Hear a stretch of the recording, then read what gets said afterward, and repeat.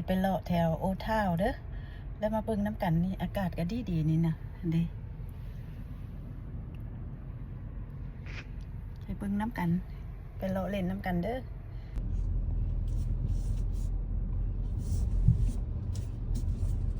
ไปเลาะเล่นกันเด้อไปแถวโอทาวไปหาซอกกันกินข้าวกันเด้อ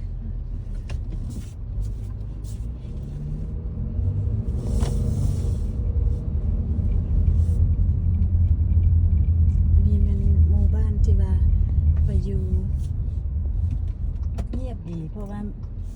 มีแต่คนกินบำนาญอยู่แถวนี้ส่วนหลายเจ้าก็อยู่บ้านบ่ได้สิออกไปไสถนนหนทางก็เงียบ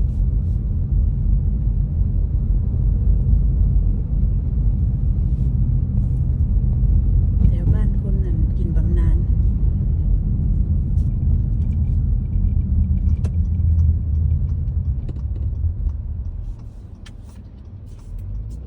บ่มีรถเฮาก็ต้องได้หยุดกฎระเบียบเมืองอันนี้เขาให้หยุดถ้าเห็นป้ายสต็อปป้ายหยุดเราต้องได้หยุดบ่มีรถกระยาต้องได้หยุด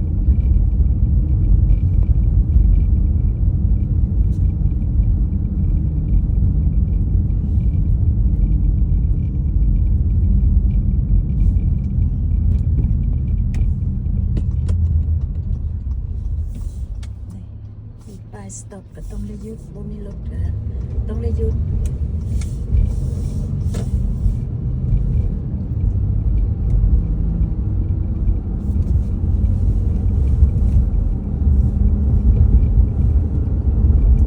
มาเป็นรอเบิ่งแถวหมู่บ้านอยู่ในอเมริกาเยี่ยมดีเด้มินเขาว่าพี่น้องอยู่เมืองลาวถามว่าอยู่อเมริกาบ่ย่านบ่พวกโฮมเลสนะคือพวกซอมบี้บอกเขาว่าพวกนั้นพวกกลุ่มน้อยๆพวกกลุ่มน้อยๆเขาอยู่ในเมืองส่วนหลายเขาเจ้าบ่อยู่ดอกบ้านนอกแบบนี้อันนี้แถวมันนี่ข่อยมันซานเมืองแนวแถวบ้านนอกอันนี้เขาอยู่แต่บ่อนในเมืองเพราะว่าพอเขาสิได้ขอเงินกินนะอันนี้อยู่เขตนอกแต่บ่มีดอกปลอดภัยดีอยู่นี่นะบ่เป็นตาย่าน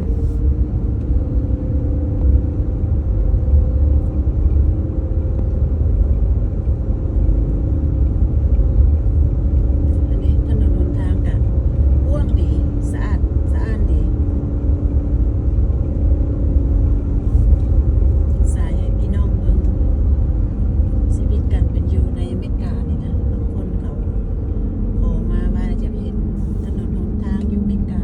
บ้านอยู่อเมริกาเป็นอะไรนะบ้านเมืองเขาจะเป็นอะไรสายให้เบิ่งได้ดูเขาว่าสิแหละพี่น้องก็ได้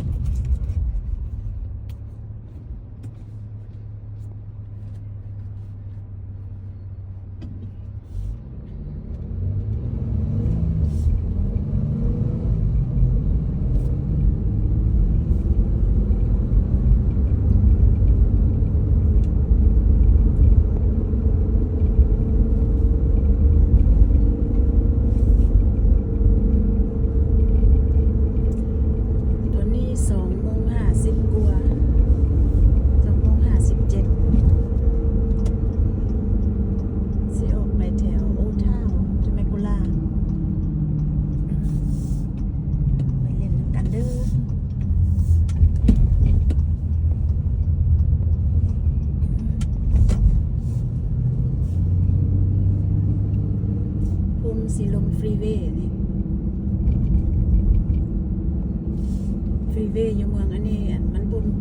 เล่นไวได้ฮอต70